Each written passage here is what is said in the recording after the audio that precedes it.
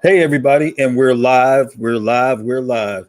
This is the Money Show, BBLTV Money, and we're going to have a conversation today, as we usually do every Wednesday at 12 noon, with Mr. Ron Garnett. And we're going to be talking about access to capital. We're going to be talking about what it takes to actually succeed in business in relation to your access to having money to operate that business. So we'll be right back, and we're going to have this conversation with Mr. Ron Garnett.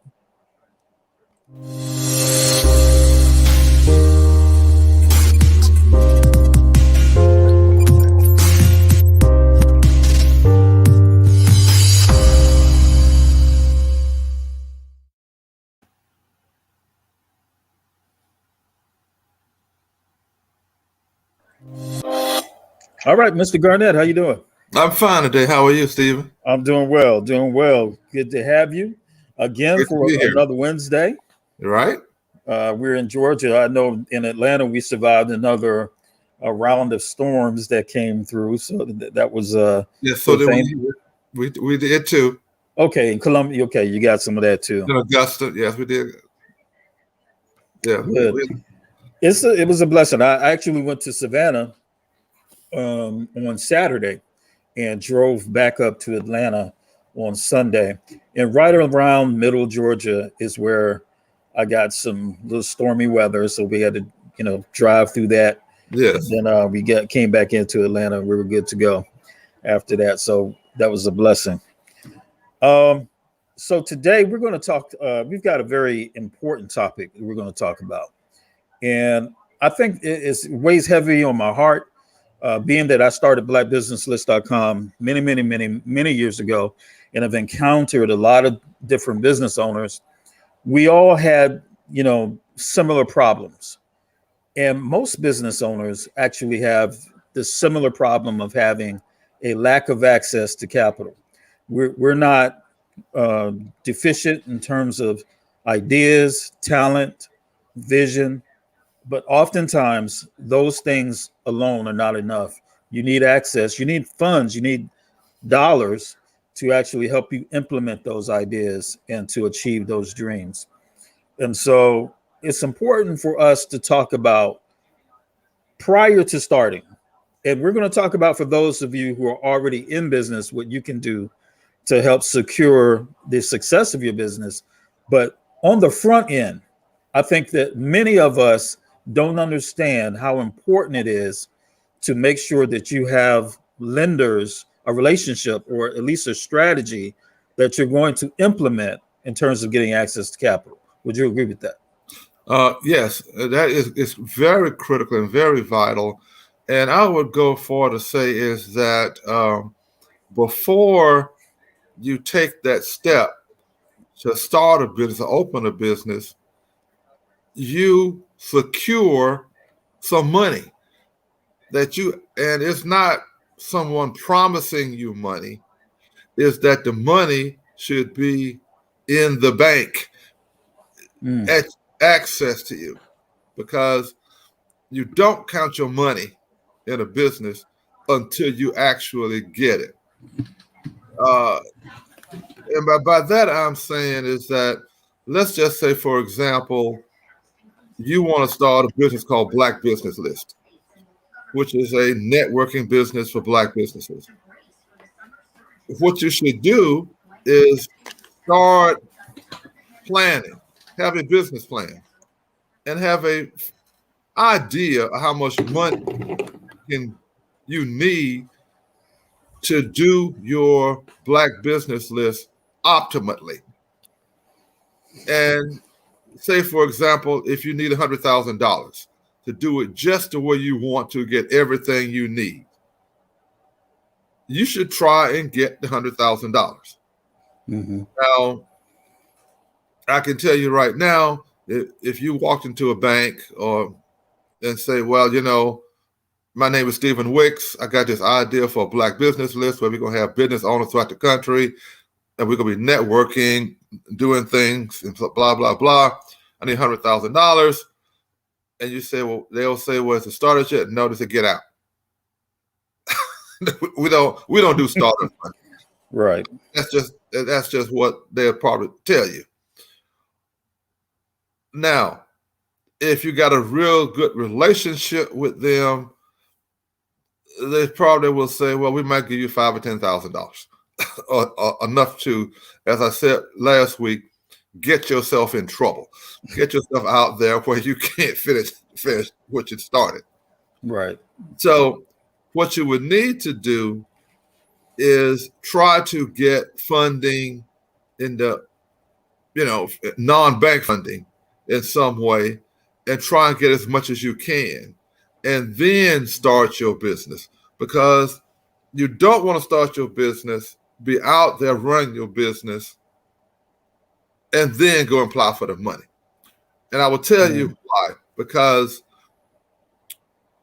lenders are giving you, in this format we're talking about, unsecured funds. They're giving you money with no collateral. If you don't pay it back, they've just lost that money. There's no way to retrieve that. They could sue you, but you don't have no job. You don't have no business. What? That's just a wasted effort. Yes. So what to do is make an effort to secure your capital before you start your business.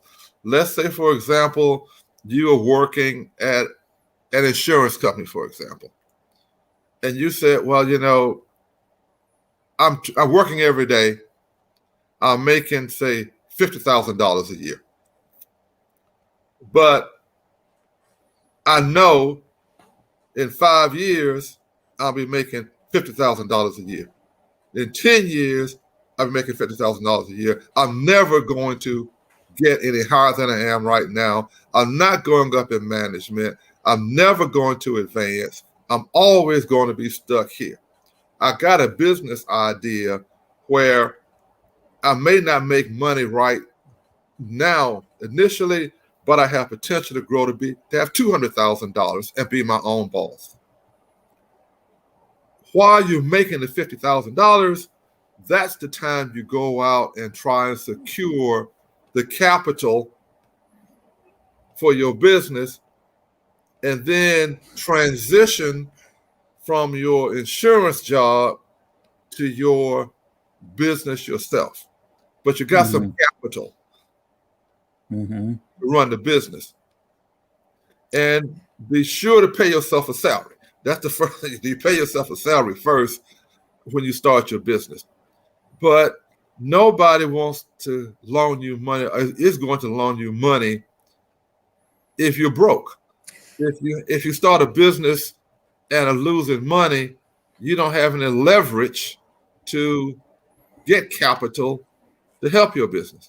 I think that in addition to actually getting the capital up front, I think one of the other disciplines that a CEO needs to have is to be fiscally conservative, very conservative.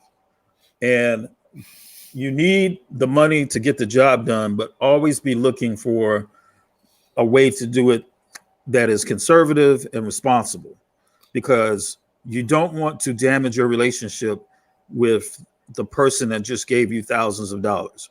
Because if they just gave you thousands of dollars, you want to make sure you're making those payments, because you might need money in the future. Well, you will need, there's no might about it. You will need money in the future, probably for opening up a different location, or for equipment, or, in the case of this pandemic, who could have saw that coming? There were people who had access to capital outside of the PPP, but, it's nice to be able to have those options so that you can keep your business afloat and make those good decisions. But being fiscally conservative, I was talking to somebody just the other day, and I mentioned this because a person was talking about business cards. And I said, well, and this person was going to buy business cards for everybody in his organization, on his sales team. And business cards can be important, but in technology, I think that a lot of people are used to Zoom calls digital business cards. Mm-hmm. I haven't, when I get a business card from somebody, my wife can tell you there's like shoe boxes full of just business cards. Yes. Once I get that information off the business card, the email address, the phone number, I put that bad boy in my contact in your CRM or your email Mm-hmm. contact list or whatever, and that business card is just basically wasted paper at that point. Right. Right.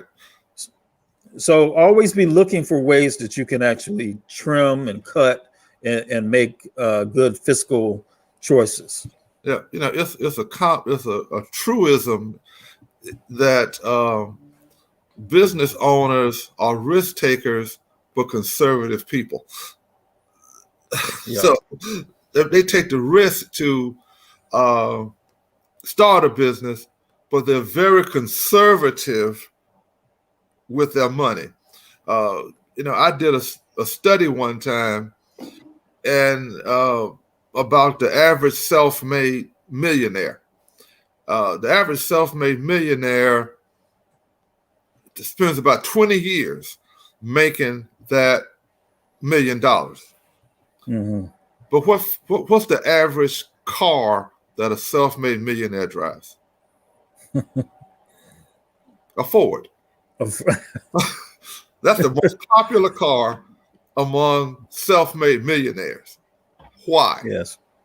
Because they look at a car is a depreciating asset. Mm-hmm. I'm not going to spend money on an asset that's going to go down in value the second I buy it. Right. So I'm not going to put that much money in a vehicle. They also don't have the biggest house in the neighborhood. Mm-hmm. They might have the same house they had when they started out. They might have improved it, added on to it, but they are not going to, because they're conservative and they know that money comes in ups and downs and whatever is not guaranteed. So they're going to be conservative in how they spend the money. When you get this money from us, it's not play money. It's not monopoly money. You have to have a plan on how you're going to use this money to make money. There you go. You use the money to make money. And when Right. you borrow the money, you need to have a plan as to how you're going to use this money to make more money out of it. Yes. It's just like you don't fall in love with money. It's just like it's just something A to get tool. to a tool to get you to a Mm-hmm. goal. And it's not for you to have a Rolex watch. It's not for you to be driving around in the big super BMW or Mercedes Benz. It's not for you to have the clothes that say, "Oh, look." It's not to go out and buy drinks for everybody you know in the world. And it's also money. I'm trying to be a good Christian and whatever it is. It's not for you to take care of everybody you know. Mm-hmm. It's money for you to make money. Yeah. So Uh, it's a tool. yeah. I think that another thing that I see with a lot of the entrepreneurs that are the young budding entrepreneurs, the ones that are excited to be in business, they just, maybe secured a little money and they started their business and they list their business in BlackBusinessList.com. They're excited. Is a lot of commingling of the funds. And so, like what you just said about the Rolex watch, if you look at your business should have its own money. And personally, if you can afford a Rolex, I mean, that's a personal choice. Hopefully you're saving for your retirement. Right. You are having, assets that you're building on the personal side, but certainly you shouldn't be looking at your business finances and thinking that you can afford the Rolex based off of what the business owns, because the business is separate. It And is. It is. yeah, And it's very important, especially if you are in business, to have that separate business account. So people can track, funders can track how much money your business is making. I will tell you a story. That was I've been in this for many years, and that was a gentleman I knew. I never got him any money, and I would try to get him money for 10 years, but he would never set up a business account. He would set up a personal account, and it had an LLC, but there was no really money in it. All this money went into a business account. And I said, I can't get you any money. He said, why can't you get me any money? I said, I can't tell anybody how much you're making. You have a personal account with your spouse's name on it. So how do I know what's the business money and her money being commingled like this? There's no way I can get you funded, because I can never tell anybody or any funder how much you are making in your business, because you don't separate the money. Regardless of the IRS coming down on you with some handcuffs and stuff, I'm talking about what I'm trying to do, getting at least an idea of what you're making. Because if you don't separate that account, two separate accounts, they're going to want to know, what does your business make in a month or a year or whatever. And if you said, well, it makes $100,000 or $500,000 or $1 million, you got to show it somewhere. And another problem that people who are self-employed make, and I've seen this, where if you're self-employed, you got to show what the business makes, but you also got to show what you are making too. It's two things. They're going to ask for your tax records. If you say, well, I take these deductions and I made, on your income tax shows, well, I made $5,000, and you apply for a loan, the funder is going to say, well, you made $5,000. He said, well, no, the business made $1 million. I just used some tax stuff to take deductions and reduce my income to $5,000. The funder says, you made $5,000. That's what you made. That's right. The IRS you made, that's what you made. And I've seen that happen where somebody, a client, said they made $1 million. That business made $1 million. After deductions and whatever and so forth and so on, they didn't want to pay the personal income tax. They said they didn't make anything. They made zero. They broke even. Then they want a loan, a personal loan, like we're talking right here, and they came up with zero income. So I had heard, said no. Yes, I had actually heard a very successful businessman talk about this once before, Mr. Allen out in Stonecrest, Georgia. Shout out to Allen Entrepreneurial Institute and those folks. But I heard him say one time that, he pays taxes and he can show profit for his businesses. Yes. And, it's very interesting, the mindset, because, sometimes, people actually, like you said, wanting to not show a profit so that they can limit the amount of taxes that they have to pay. But what is that really saying about you as a business, that your business, which is supposed to be about profit, made no profit? It says you not go get a loan. That's what it says.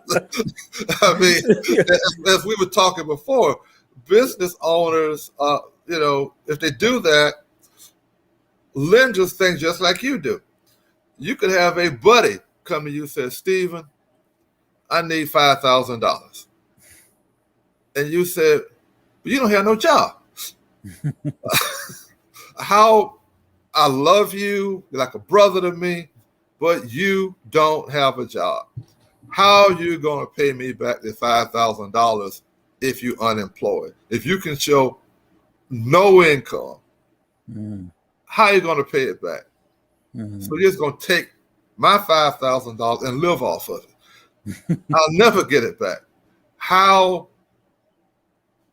likely are you to give that person that money? And remember, every lender is in business. Right. And they got to report to somebody, a board of directors or someone else. Say, you always talk about you're a married man. How would you feel? How would your wife feel if you took $5,000 of y'all's money and lent it to Joe Blow, that unemployed guy she always talking about? How is that going to play at home? Not very well. So with these lenders, with that board of directors, how is that going to play when they say, well, you made $5,000, you made a $10,000, $100,000 loan to a business that has no profits? Yeah. So how they going to pay us back if they got no money? So get that out. If that's your mentality, if that's the way you think, get rid of that if you want to win the long game. If you want to get funding. Now, some people, if you're really, really big, if you're General Motors, if you are Exxon Mobil, if you're, Ford Motor Company, those are billion-dollar enterprises. People know they got money. So they can go and get funding because they're running hundreds of billions of dollars through a bank. But think about this, though. When they get in trouble, who has to bail them out? The guy, didn't the Chrysler get a government loan sometime? Didn't Citibank? Didn't I think AIG Insurance Company? What did they say? Well, these people are just too big to fail. Too big to fail. So we got to get them some money. Right. Now, you and I are not too big to fail. We can fail. No one's going to come help us. Right. But those people can get funds at some point in time. If they can't get them, then they go to the congressman and get bailed out. Yes. But if you are a business person trying to get money, you have to show some kind of profit with the business or yourself personally if you want to get funding in this market, especially unsecured funding. Yes. Well, I think it's a tremendous opportunity that many people overlook. And I think that there are a lot of talented people who go out there, try to bootstrap it, and like you said, do just enough to get themselves in trouble. Been there, done that. And having a strategy for access to capital is utterly one of the most important things that you can do outside of the actual business itself. You have to have a positive relationship with financial people that can help you start, maintain, and grow your business. I couldn't be a bigger advocate for it. Being in this game for as long as I have and seeing all of the dreams crushed and also having a lot of failures myself, I can attest to the fact that money, the same way in relationships, money, it can be argued that money is a big issue in a lot of relationships. That's what they say, and Well, it is. it It is. is. It is. And we were talking about this off the air, but uh, when I started this business as a teacher when I was teaching students at a nonprofit how to start a business, write Okay. business plans actually for a loan that was supposed to come from the government. The loan never came through. So I started my business for my students, trying to find them alternative sources of funding. Hmm. When the government loan didn't come through, and they all got turned down from a bank. I mean, every one of them got turned down from a bank. And so that's when I started looking at alternative sources of funding. And Okay. I hit a lot of stumbles and traps and stuff till I was able to go through it. It took me about a year of study to really get a good handle on this. But the first thing I used to tell my students is, you want to start a business, if you got a spouse or significant other, you go talk to them and get them to buy into you're starting a business, because it is going to take money, it is going to take sacrifice and whatever. And a lot of times it's going to take them going along with you, or maybe getting the loan for you to do this business. They got to be your partner in this. And I was telling you about a co-host of mine who was in business, and she was married, and her spouse told her that he wanted to start a business, and she said she handled it wrong because she just said, I'm in business, I know how to run a business, and you don't have the dedication, the discipline, and the drive to start no business, so don't even start, because you're not gonna make it. And she said she handled it wrong by being so direct with him, but it was true that he didn't have it, because it does take discipline. And this money is unsecured money. They're going to put it into your bank account. Like my commercial says, the money just goes into your bank account and nobody tells you how to handle it. If you are good at cooking, for example, and you're going to be a caterer, and that's your bailiwick, that's your specialty, ask for help from a professional on how to handle your money. Ask somebody how do I handle this money? How can somebody help me make money with this money? That's not something that I'm really good at. I want to stay in my lane. So don't be afraid to ask for help. There are sources out there. You could hire them. You could get SCORE government assistance. I would hire somebody to help me manage my money who knows what they're doing, because I'll be get what you pay for. That if someone says, okay, I can help you manage this money, but I'm going to charge you X amount of dollars for it, but you're not going to I can help you grow this. That's worth it to me. And I would go ahead and do it. And don't be, penny wise and pound foolish. That is what I would be saying. And if you don't know how to do it, ask for help. Now, one thing I say, don't be super trusting.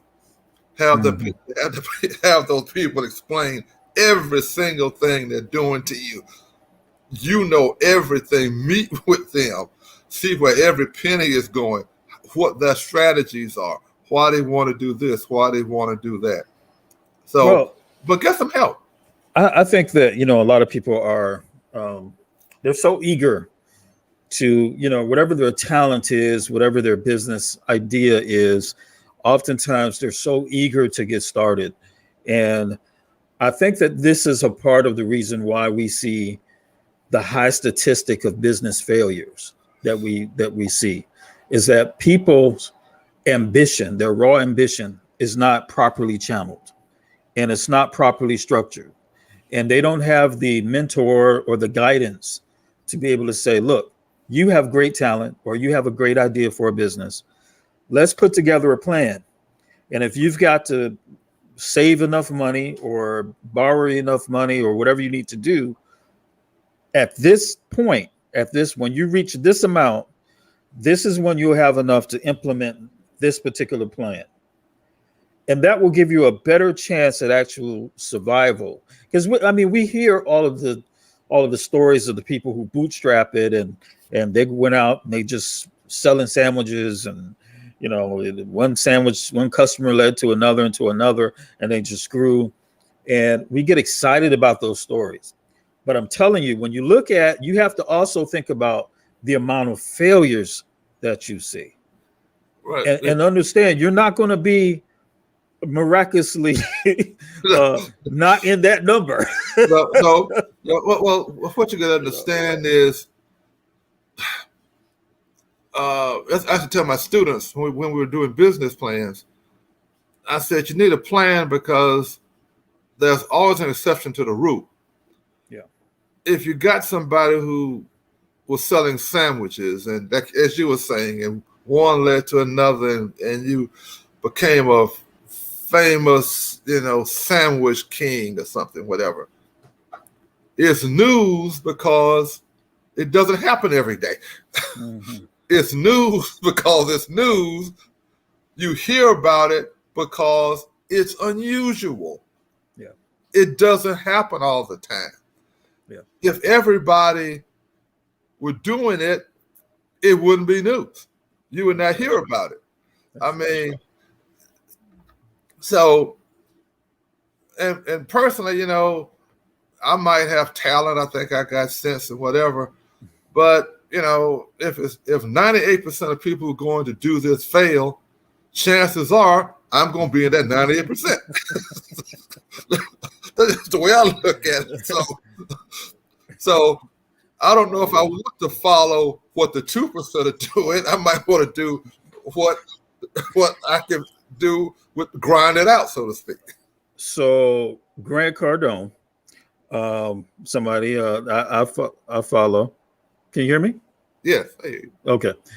So Grant Cardone, somebody that I follow, he talks about how oftentimes people they underestimate how you can actually get involved in a business that's already been started and add value to that business in order to get your success.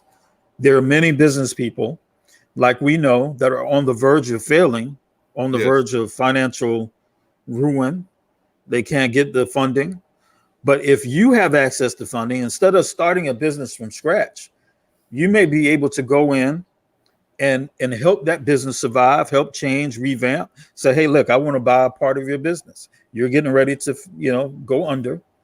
Let me infuse some of this capital, some of this energy, and we can see if we can turn this thing around.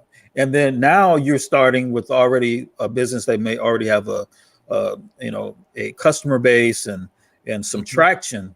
And all you have to do is come in and actually improve the processes. So a lot of times people overlook that as well, I think. Yeah, that is true. And also that takes planning. And you're going to have to see why this person is having problems, and to make sure they are receptive, to your ideas. That's it. Now, one thing that people, especially people of color, don't look at is joint ventures. Yes. So maybe you have a business and you hear about somebody who has some kind of service or business, and you say that if I work with this person, if we put a partnership together, a joint venture together, I can set up a secondary business with this person to make money, be profitable. I can use their expertise, their connections and whatever, bring my assets in, and we both win. And not necessarily be so, it's all have to be mine.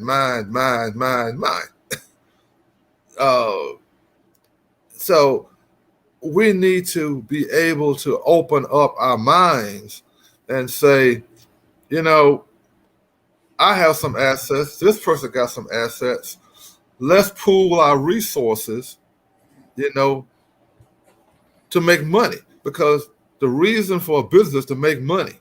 I know we always want to help people, and we always want to look back and try and help other people.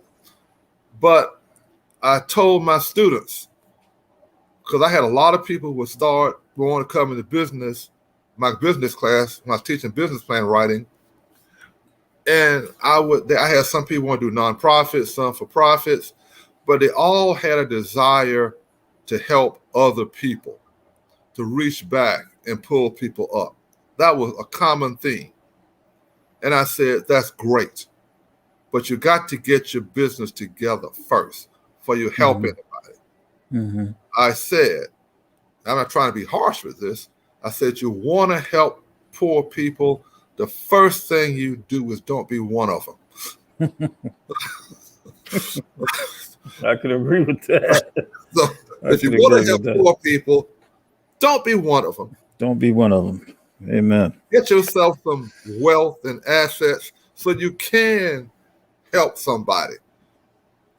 But if I'm down in the quicksand and you next to me, I want to look the guy on shore with the rope, not the guy next to me sinking. I want somebody who has some kind of,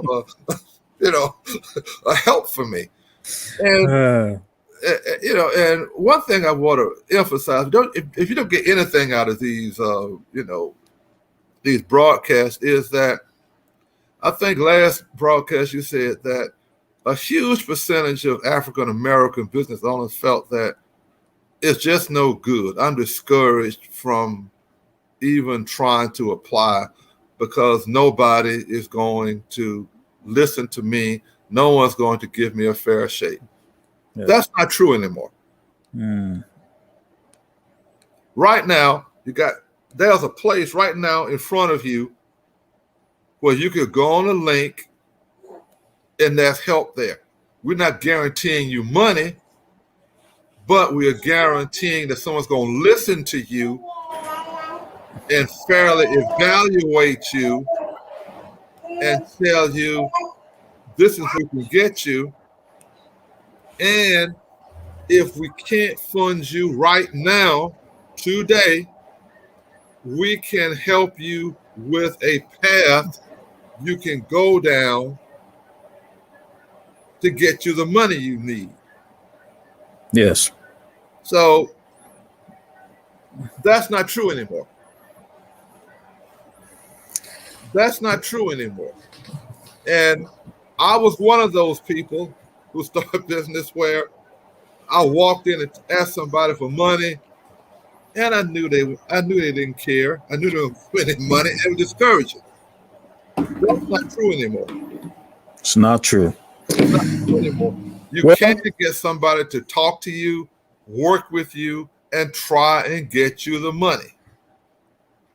And will give you a path to getting the money if you can't get all the money you want right now, or if you can't get any, we will help you get the money. Now, we're not Santa Claus.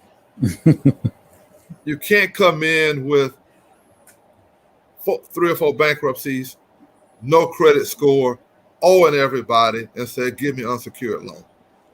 No one's going to do that. But we can say it may take you 2 years to clear this up. If you want to wait for 2 years to defer your dream, it might take you 2 years to do it. It might take you 12 months to do it. but it can be done. Yeah, I think that it's. I think that if you tell somebody that you can, in 12 months, you will be able to get X. Chances are you work the program, you'll be able to get X amount. Whatever amount of money, 50,000, 60, $100,000, whatever, to start a business. When you put it in context of like the pandemic, it was basically like a year we were shut down. It's doable, Yes, it and is. again, like I said, I think many people are so anxious, so gung-ho, so ready to go. And like you said, you can be doing just enough or getting just enough money to get yourself in trouble, and to Now, actually have a situation where you're putting yourself in the category of those business failures that we're talking about. So right. have some patience and develop discipline, develop a plan, get with somebody like Ron Garnett of Cash to Fund, and let's put together a financial plan for your business. In some cases, people have called me up and said, I want to apply for a loan. And I'll talk to them and I said, no, don't apply right now. It might take you a month, 2 months, or 3 months to get yourself in a position to apply for this money. Because remember, we don't charge upfront fees, okay? Some people will, somebody called me and said, well, I want to borrow this money. And some people promise me the money. If I give them $5,000, they'll promise me $250,000 loan. I said, okay, well, give them $5,000 and try and find them in a couple of months. Because I've heard those stories too, where some people have said, I'm representing a wealthy Arab, oil baron, and I need $5,000 to go see the person, to fly to the Middle East and set all this up. And I've known people who've given someone $5,000, really, to get a loan. And then they are distrustful, saying, well, this person stole $5,000 from me. I said, well, that's got nothing to do with me. I'm charging anything. We don't charge upfront fees. Mm-hmm. We get paid when the loan gets funded. Okay. Yes. So we're working, for you to get you funded. So, and so we don't say there's an application fee of $1,000 or $500 or $50. Nice. So if I tell you that you need to wait, 2 or 3 months, that's because I want to try and get you funded. If I was just trying to get money, I said, okay, give me $500 for the application, and I just say, okay, you get turned down. So, I think it's important for everybody to know. Go ahead, get with Mr. Ron, fill out this application and it's just very small amount of information. I mean, it's not like some huge amount of information to get started. Just bbl.cashtofund.net, because what they're going to do is tell you what the underwriters are looking for. A lot of times in business, people are disappointed when they apply for loans because they have no idea what the underwriting is all about. They have no idea what it takes to actually get funded, but they allow you to have that information up front. So that, like he said, he told somebody, hey, wait, don't apply right now, because it doesn't make any sense to apply right now. But if you do X, Y, and Z, I'm going to tell you exactly what to do. And in a couple of months, you'll have thousands of dollars at your disposal. So I think that's a very valuable partner to have in terms of having a partner in your financial life. So, Mr. Ron Garnett, we've run out of time, brother. I mean, I'm sorry. But I'm going to give you the last word, and I appreciate you for coming on the show again. Again, we're going to be doing this hopefully every weekend, and I'm going to have some guests on here next week. So next Wednesday, it's not just going to be us on here. We're going to have some other folks talking about their business and talking about their challenges with getting funding. I guarantee you that. So we're going to do that. Okay, just one last thing is that, just take it seriously. Nobody's going to give you money unless you are open about your financial history. They're going to ask you for tax returns, W-2 forms, 1099s if you're an independent employer. I'm sorry. If you really want the money, you're going to have to comply with the financial requests, the documents. As I was telling Stephen, plenty of people have gone to the link,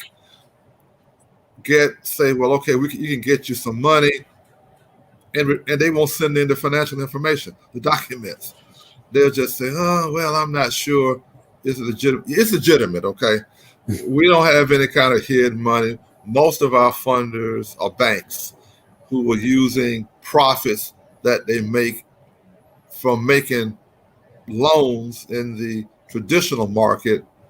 They reinvest in those profits in unsecured money in the alternative finance market because the money is not money that is regulated. So instead of getting money out of the right pocket, you get out of the left pocket. But it's the same bank. So it's the same kinds of people. So just take it seriously. We're here to work with you. As I said, we don't be charging upfront application fees. We get paid when we get you paid. So we're always on your side. All right. Well, I appreciate it. That was the last word. That was Ron Garnett, Garnett and Associates. Go to BBL. Let me go and put that back up here. BBL.cashtofund.net. And you will be able to start the process of getting involved with Cash to Fund and getting your, either if you're starting your business, maintaining your business, or growing your business, you'll have access to capital. And you will have the gentleman and the team, because it's not just him. There's a team of folks that will actually help you with the underwriting so that you'll know exactly what you need to do in order to get access to the capital. So thank you so much, Mr. Ron, for being here. All right. And we'll see you next week. Okay. Plan to be here. All righty. Well, thanks everybody for watching. And if you have any comments, leave a comment. If you want to reach out to us, you feel free to do so. bbl.cashtofund.net is the link, and it's in the description. You click the link and you can find all the information that you need there to get started and get access to this money. All right. Thanks, everybody. Have a good day. Okay. You too. Bye.